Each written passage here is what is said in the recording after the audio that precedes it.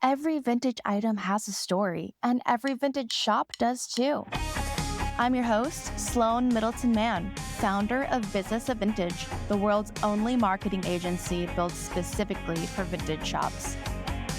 Celebrate the past while thriving today on the Business of Vintage podcast. Hola from Barcelona. We are shooting the Business of Vintage podcast live for the first time. I actually usually record my episodes virtually. This is the first one I've done in person. Oh, yeah. That's amazing. And to do it in person in beautiful Barcelona, I cannot believe how lucky I am. Not only is this city so incredibly beautiful and filled with insane design and architecture, but we are here at Retropickers, Barcelona. I hope I'm pronouncing that. Like 2 words. Retropickers. Retropickers. Yes. Which is an absolutely stunning new vintage shop in... Thank you. What neighborhood are we in Barcelona? Eixample, Izquierda. Beautiful neighborhood, beautiful new shop. We are here with Maria. So I'm Maria. I'm half of Retropickers, okay? Because I don't do the restorations. Martin does it. But he's always behind the scenes. He never appears in any video. You just can see his hands while he's restoring. So mysterious. What's your relationship with one another? Are you family? Are you co-founders? We are a couple and co-founders. So we started Retropickers during the pandemic because Martin was doing decoration for startups. And of course, a lot of offices closed. So we decided to do something that actually we really love, which is vintage, starting the restoration of my grandfather's lamps. I'm really proud of them. We start with that. Then our friends told us, hey, why don't you start restoring for other people or selling your lamps, etc. Long story short, basically, we decided to create a business to sell online because at the beginning, you only think about what you don't have. You don't have the space, you don't have the money, you don't have the time, etc. So we start with Instagram. So he started restoring, I started posting on Instagram, and we started growing like that. So after 5 years, we finally have a space that is not our place. It's a showroom, and it's under appointment, and everybody is welcome to come, of course. The space is so stunning, and congratulations. 5 years into the business now, Yes. You have an in-store location. Yes. And before that, Instagram was your main sales channel? Yes. That's awesome. The people that was here in Barcelona or tourists that come to visit Barcelona, they always could do an appointment. And I had the showroom at home, like one room. So as you can see, none of this fits in one room anymore. So at the end, it was not very good for people because you cannot see everything. There's such great natural light in this space as well. Thank you. Lends itself so well to your lighting selection. Yeah. So your grandfather had lamps, and those are the ones that you restored. Yeah, in his house. And I really love them. 70s, orange, and very space age. Oh, my gosh. It's the only thing that I kept for my grandfather was the 2 lamps because I love them. Space age is such a specific aesthetic, and it's one that I'm obsessed with. Is it a big style in Barcelona? I don't think so. You don't find a lot of things. It's a big style in Retropickers because I really love the aesthetic. It's not only mid-century, but I'm a fan of Kubrick. That's so special. You guys have a really strong Instagram following, the content that you have Thank put you. out. Yes, it's so amazing. What kind of content have you found works best for Retropickers on social media? I'm always trying different things. So I try to take it very professional. So I do a story every day for engagement on the current followers that we have already. I do reels for new followers. It costs me a little bit more, I should tell, because I'm not good filming and editing. So it's no easy task. It's no easy task. And I want to do something different, I don't want to do what everybody else is doing. So we start doing reels about restoration because I think it's our core. We don't sell anything without being restored. And I think that adds a value that a lamp that you buy basically can keep on living for more, I don't know, into the 70s for more 20, 30 years or something. So, oh, wow. I think that's something that not everyone thinks about with these beautiful space age lamps is that they may need restoration. What have been some common issues with the lamps that you've seen? Oh, you can see everything. So it's like a Pandora box when you buy a lamp because everybody sees like beautiful and finished and polished, but they don't arrive like that. For instance, the one that we have in the ceiling, it was a lamp that was in a hotel in Barcelona, in a huge hotel. And when Martin found it, it was like a smashed spider, basically.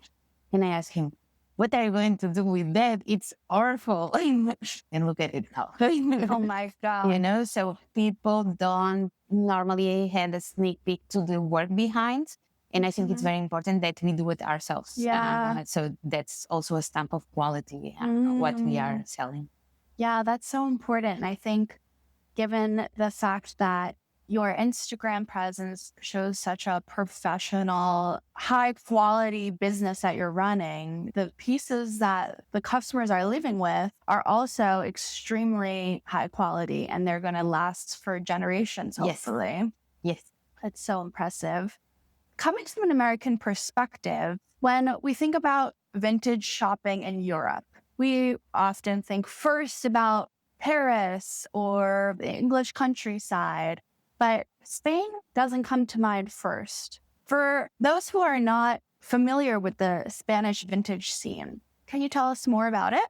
Yes. So basically, Spain was very strong in terms of design in the 70s, especially what it's called the Fase lamps. They were more known when they appear in a show Mad Men in the US, Dawn Desk. It has all Fase all over the place.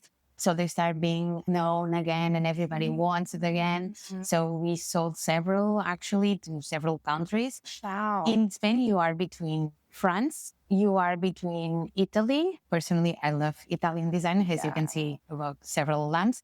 And in Barcelona, especially, we have great designers. For instance, those two lamps are from Miguel Milá that has an exposition right now, and they are amazing. So very good design in Spain, not so known because I think, and this is my opinion, of course, I'm not an expert, but I believe that some cultures give a little bit more importance to design at one point, because I have a lot of clients that come to the shop and say, oh, I had one like this at my place, but my mom threw it out because it was from the 70s. And I feel like, where is it? So there's a lot of good design in Spain and we love it and we want to bring it back and give it a spotlight. Yeah. When we think of Spanish design, I feel like Gaudi takes over everything. Yesterday I went to Casa Batlio and Casa Mila.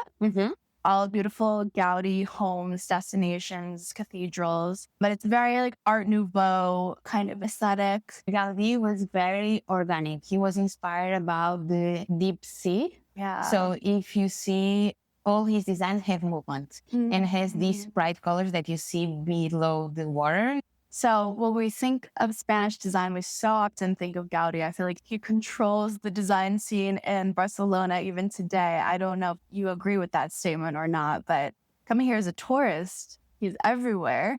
Yeah, but we have a lot more that it's amazing and it's not so known, like Miguel Milá, Gabriel Teixidó, that's still design and it's amazing. Joan Antoni Blanc. We have a lot of good designers, and I'm forgetting about a lot of them, so sorry about that are amazing, and they are not so known. But Mila is becoming very known right now, but they are more known here in Spain than outside. I think it was in every country, right? You have the more names that are more famous, but then you have a lot of people that design really, really well, and the designs are amazing, and it works always. I feel like we're due for a Spanish revival, global Spanish revival, because the streets are just oozing with design. Yes. All of the restaurants I've been to have been so beautiful. All the pharmacias I've been to have vintage pharmacy jars in the windows. It's unlike anything that we get in the United States. There's so much color and inspiration here. I think it really should be a design destination. Yeah, and it has a lot of history. So you are in Europe. In Europe, you have a lot of history. So they are somebody that get the spotlight, that worth it, of course. They are amazing, but also some people that didn't get the spotlight. And now they are also very important people because they did great things. Tell me about where are most of these pieces from? So we work a lot with Spanish pieces, but we also work a lot with French one and Italian ones. We love the first editions, so we work a lot with Italian. We like the way that things are built. Yeah. Are you usually sourcing within Spain or sometimes are you traveling to other? Oh, we travel a lot. Like a lot. Wow. Every month we are traveling somewhere. It could be in Spain or in several countries because it's not that you can find easily before being restored, etc. And that actually are in a good shape to be restored because if it's missing a piece or a part, then you need to find two or three. It's very hard in order to just get that piece that will make the full lamp or the full product that you have, like a Bobby from Joe Colombo. You have a lot of pieces there. Yeah, a lot. And we want to restore it in an original way. That is the beauty of Europe. The fact that you can go to Italy within a few hours driving, I'm sure. Well, it's more like a day, but it's traveling. Yes, yes. We are in Spain, so we are in the middle of everything. Yeah. You mentioned that you've had customers come to Retropickers from all over Europe, all over the world. All over the world. And this is mainly from your Instagram presence. Yes. That's so impressive. We ship everywhere. We have important clients in Asia, in US, in everywhere. What do you feel like is your differentiator that brings customers from all over the world to shop with you? I think it's the restoration part because they see the behind the scenes. I like to see how things are done, I like to sneak peek. I don't like to buy things that I don't know the story. And actually, I want everybody to feel very welcome and always like they are getting into my place, even if it's a shop right now. And it's not about buying one piece and bring it to another place and sell it. This is not what we do. We try to recover like guardians of the 70s. That's what we try to do. I love that. Something that I talk with a lot of vintage sellers about is how important it is to build trust. Yeah. If you are selling high-end pieces on the internet, on Instagram specifically, because, you're not being backed by a return policy that some marketplace channel is providing the customer, you need to make sure that your customer is fully trusting of you if they're going to be sending you money through Instagram, which clearly worked so well for you guys. How do you feel like your behind the scenes restoration process has led to building that trust with your customers? Because they see the before, the during, and the after. Well, they see a video of 30 seconds. Yes. Sometimes it's like 1 week of restoration in 30 seconds. But I think it's super important for them to understand how the object was. Sometimes I also share a little bit about where it came from. And also if there's a scratch, I tell the client, look, there's a scratch here, check it on the pictures, etc. So I think it's very important because you are trusting somebody's work and we are not a big company. We are two people. So what we have is the trust, nothing else. That's so amazing. I'd love to know more about your Barcelona recommendation. I'm here in Barcelona, but also for anyone listening, if they're considering traveling or have travel plans to Barcelona, what are some must-see design restaurants, museums, shops? So I would go to the Design Hub that is in Glorias. It's a museum space dedicated to design and designers, new ones and old ones. So I would definitely go there. And it's a beautiful space. Regarding restaurants, you have a lot. I cannot tell you just one because you eat well everywhere. And it depends if you want to have the Spanish, more Almodovar style, like one of our clients is Bodega Solera, which is near Paseo de Gracia. So you'll have these Almodovar vibes there. Or you can go to Poblano to have a different style. It's more Soho style from New York. So you have different vibes everywhere. I'll definitely recommend the museum. You have the Cosmo Caixa here. Actually, in this mall, the Centro Comercial Arenas, if you go up, you have a 360 view of all these parts in Plaza de España, etc. So it's really cool.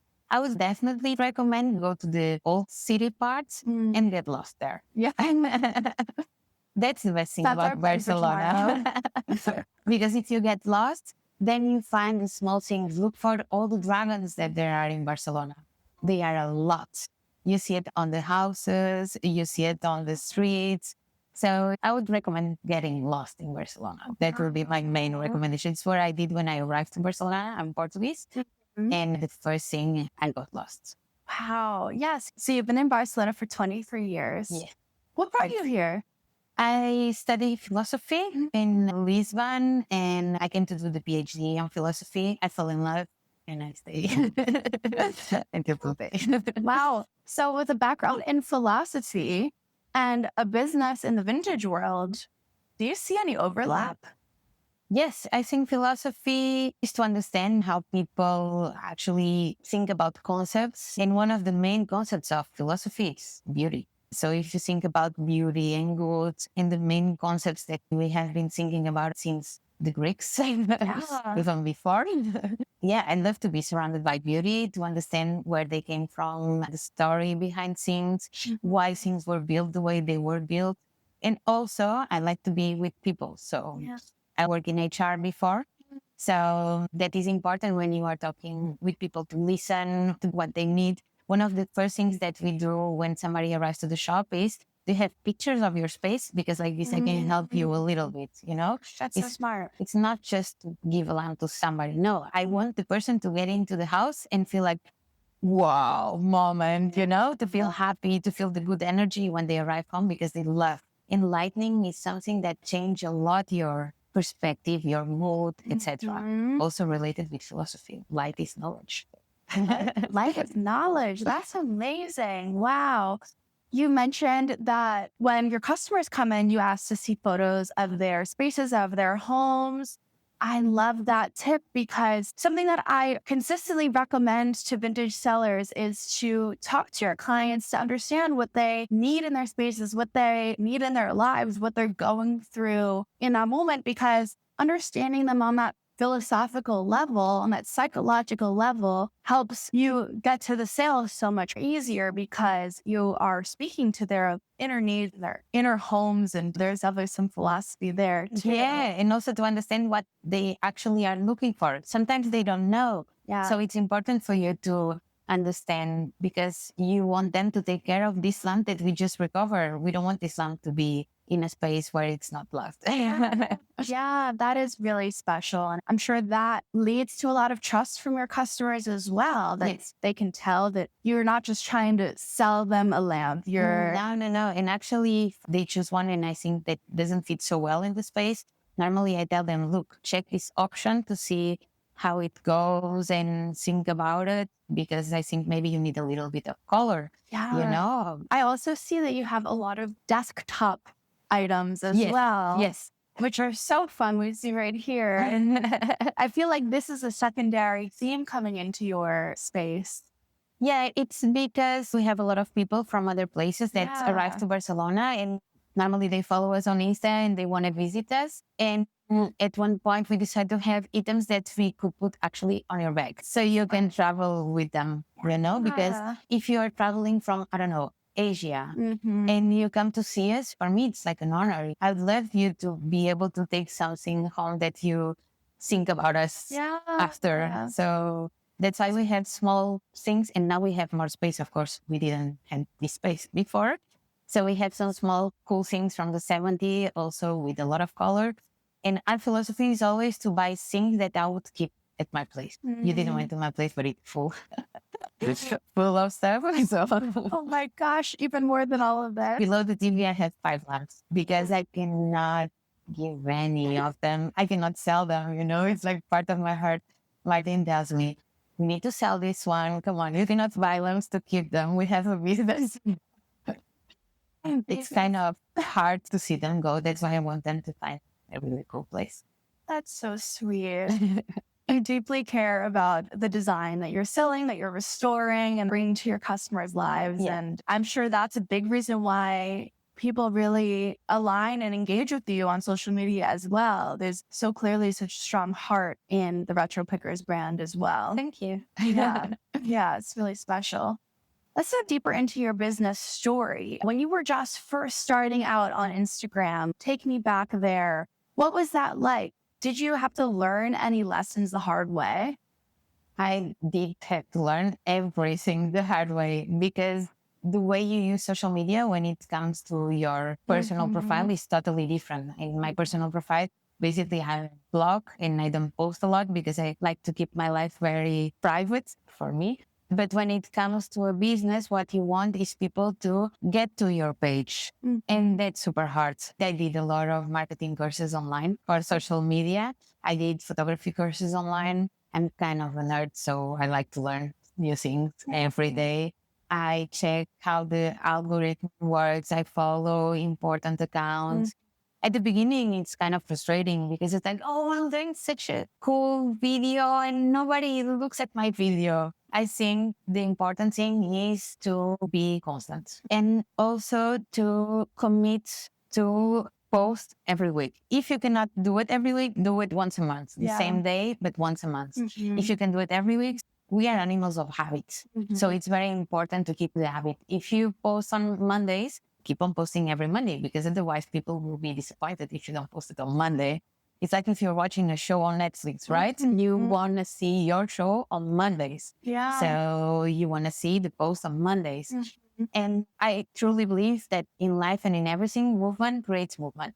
So the more you move, the more you have people, then you get your first review, your first comment, and it looks like everything, right? First family, then friends of friends. And then the world. It's frustrating, but it's also very rewarding when you see people that you never saw physically trusting you. They are trusting that what they paid is going to arrive and it's going to arrive in perfect conditions. And then you get the first reviews on Google. And then you feel like, oh my God, I have my first review. So you must celebrate absolutely everything. Yeah. For me, it's key. Celebrate, get feedback, and don't become defensive with the feedback. This is also very important because sometimes you think, oh, it's something so cool. And then somebody that loves you tells you, if you don't put the speed so much in the video, it will be better because people cannot actually see what you're doing, etc. And you feel like so frustrated. But you start making small tweaks. You start having more people following you. You start posting more because you become more motivated, and it's like rolling. Yeah. Do you find that you have a formula that you use when you're creating content on social media now, or are all of your posts more organic? I think they're more organic. I have a method. I post every day in stories. I try to post a reel per week, and I post on Carousel every day, the products. And I do different things in the different spaces. That's important to have some structure to your schedule so that you don't have to be last minute in the day saying, I have to post. Yeah. I have an alarm in the morning just to start filming the story or whatever. And sometimes I have prepared stories in my phone for the week. The posts are always ready because I always have the picture. My husband does it once per week. So I have all the material ready for the carousel ones. Yeah. I also go very creative sometimes, I must say, because it depends on your day. A day in our life, it's totally random. So you wake up. If you have emails, maybe you have to do a box, and packing is not easy. So it's for lighting. Sending lighting to Asia. So we need to pack. We need to buy the things to pack, and with insurance and everything. And then somebody can call you, hey, can I go and visit you at whatever? Then maybe a restoration. So a lot of things going on our day, and buying. So basically, you are an entrepreneur and you are doing all by yourself. With your business previously being appointment only, you mentioned you had Google reviews. Did you ever have people coming by without appointments and being in your space? Yes. If I'm here, I always open and it's perfect. But I always prefer with appointment because I like to explain the lamps. And I have the catalogs of the 70s that we always look to show. Look, it was posted in 69. Here the picture in black and white. So we like to show everything. Wow, having vintage catalogs of the items that you're selling is mind-blowing. I actually haven't seen that before. That is really special. It's super cool. We are always looking for books, catalogs. I even have magazines from the 70s, Italian ones, super old. Because sometimes you buy something and you don't know what it is. You like the design, but it doesn't have to have a name behind. Yeah. So you buy it because you love it. Then suddenly you find out in a magazine from the 60s from Italy. And it's like, wow, I love it. I feel like vintage Italian catalogs is not something you can get in the US easily. I think you can get in auction. Okay. Wow. Yes. Wow. You need to look a lot for them. It's not something easy, but I think Wow. now we are in an open world with true. communication. So Yes. Yes, you're shipping lighting to Asia. So you mentioned that you're very private online, but you also have the strong Instagram presence. How do you balance the desire to lead a private life with growing an online business? I post everything related with the business. Yeah. And normally you don't see my face. I'm super shy. Everyone feels that way. So normally to the restorations, I film only Martin's hands because I think the important thing is for you to see the job and the work that he's doing and how he does things with such a detail and accuracy. Yeah. So I think that's important. And sometimes we do some funny things like we go into fairs. So I ask somebody to film me from behind. There's only a sneak peek when I'm doing a cheers with a beer or I don't know, things like that. Yeah. But it's everything related with what we do. Yeah. And it's still so possible to build a social media presence without being the face of the brand. I do recommend to a lot of people to put the face to the brand. It does help, but I think you guys have such a strong value proposition with the lighting restoration, and really zoning in on that as the core of your content allows you to do the faceless content kind of a strategy. And it's clearly worked so well for you. Thank you. I noticed that when I post something with faces that the views go up and the likes, etc. But it's not really comfortable for me. Yeah. So I think you really need to focus on what you feel comfortable with and go through that path. Yeah. Movement creates movement. Yeah. And if having your face in front of the camera is going to prevent you from creating that movement, then move forward another way, find another path, because there's so many other ways to be on social media today. Yeah. So finding what you are most comfortable with, you're a true testament to growing online that way. Thank you. Yeah. Do you have any advice for someone who's just starting out in the vintage world? Yes, I would say do it because you love it. Otherwise, it will not work out because there's a lot of people doing exactly the same thing. So you need to bring something different to the table. And people feel when you're passionate about something. Yeah. Also, everything that you do has a business. So you're from marketing, so you know how analytics are very important. Don't do it like a hobby because it will become a hobby.